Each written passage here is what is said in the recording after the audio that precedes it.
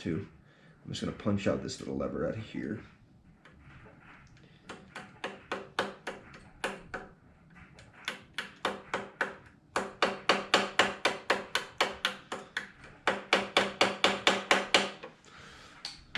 Still no.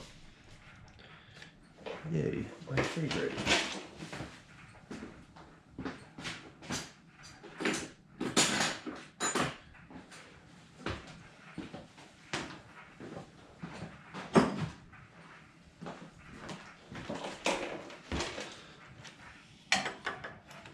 Sorry, I'm trying not to block you too much here.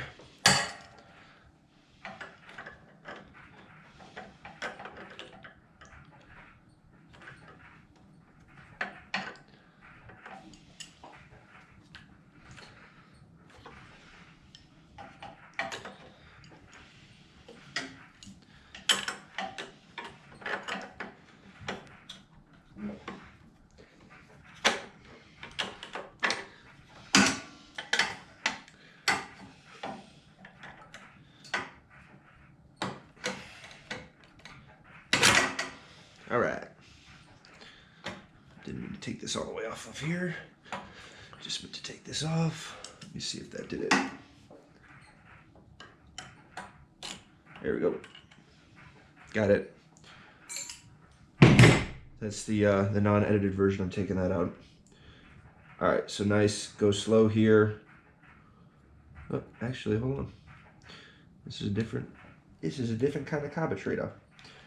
So we got to take off this side jet right here first. So let me grab a flat head.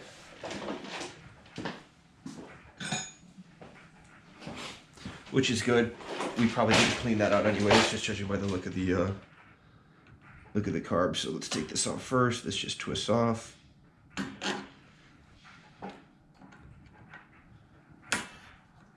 Yeah. It's on there all right. All right, so here we go. Coming off of here. Be careful not to lose any of the pieces. And again, I always put a little rag down. Just it helps catch anything from going missing on the floor. And I have a like a moving blanket on the actual floor of my garage to help stuff from rolling away. So that's a pretty big needle. Obviously the 10 horsepower motor is a little bit bigger than normal residential units, but so good size needle there. That looks good. I'm not going to soak that in carb spray like I am with these other metal pieces, so I'm going to leave that up top. Now, it looks pretty clean in here. I'm going to see how much I can flush out. There is quite a bit of gunk on the gasket side here. And again, if you've seen my other videos, I am a fan of the carb spray, which as long as you don't get it in your eyes and ruin your gaskets, is usually not a big deal. So I'm going to go ahead and start cleaning this up with carb spray. And again, if this looked a little worse, I would probably just take the whole carb off of here, and I may still have to do that. It just looks like one bowl full of old gas, which is not terrible. So this should do the trick, but so go ahead and clean the bowl out here. On this side, there are two jets. There's a jet here, right there. There's a jet up here. So some people will blow those out. I like to just use carb spray, especially when there's all this old gas still soaked in there. It helps kind of flush it out a bit. So just be careful with your eyes in particular. Flush that out. Not only am I clearing it out, but I'm also getting rid of all that old gas. And I don't know if you can see it. There's a lot of yellow coming out as I'm doing this. All right, let's do this one.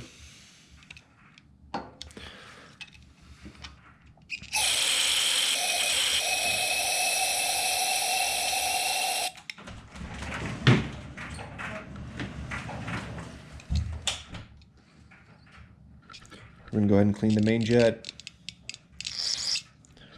This is the one where if you don't hear this going through, there's a little hole in there. Oh, there we go. I was gonna say, if you don't hear that going through, then you're gonna have issues with it soaking up gas. Okay, clean it up pretty well. Let's go ahead and open this choke up, see what we got down here. Looks good.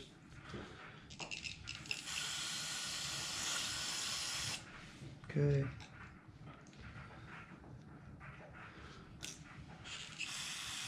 All right, now let's go to our bowl here. Here's our little needle. Here's the bowl and all of its goodies. As you can see, it's like really light yellow. It's probably from putting a stabilizer in there, and then the stabilizer and gas sitting for at least a couple years. So let's see what we got. The boogers that are in there, I'll wipe those boogers out first. They're coming out pretty easy. Like I said, this unit's in great shape. I think probably use a couple of times and then just sat. Okay, so let's go ahead and spray out. Again with carb spray. All the gunk out of there. Okay.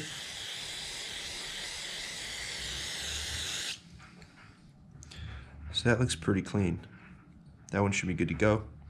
And the outside of it looks good. I'm gonna go ahead and get the nut cleaned off here. And the top side of the float. The inside of the float looks good. The top side, you can tell there's a little bit of a line from where that old gas has been soaking in. So I like to soak that in carb spray or brake cleaner if I can, just to help get that old gas out of there.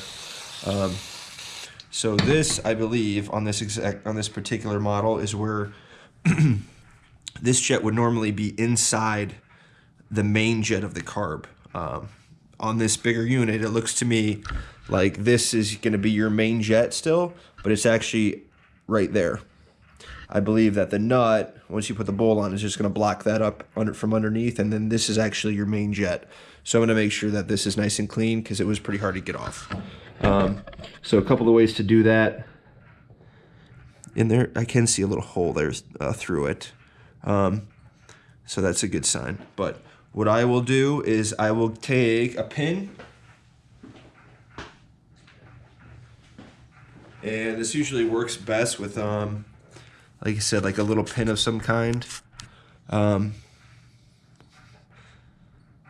Acre Chicago Brewing Company, I think.